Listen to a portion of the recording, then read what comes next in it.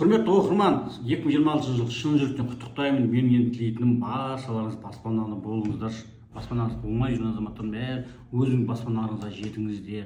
Баспанасы барлар балаларыңызға тағы да баспаналы ала беріңіздер. Енді достар, баспана алатын кезде бірнеше моменттерге мән беру керек. Ең бірінші ол сіздің төлемақы қабілетіңіз, достар.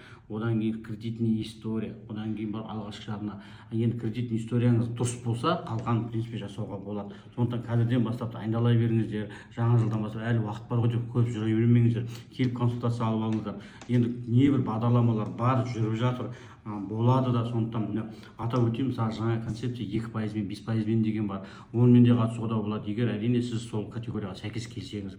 Наурыз жұмыскер деген бағдарлама бар, керемет бағдарлама. Алғаш жарна 20%, 7%, 9% алып кетуге мүмкіндіктеріңіз бар. Әрине онда да оның талаптарына сәйкес болуларыңыз керек. Наурыз әскери деген бар, қазіргі таңда әскери қызметкерлерге СМС келеді. Кімге СМС келеді, солар ары наурыз әскеримен алып кете беруге мүмкіндіктері бар. Жасыл ипотека деген бағдарлама бар, әлі де бар, бұл келесі жылда да болады бұйырса.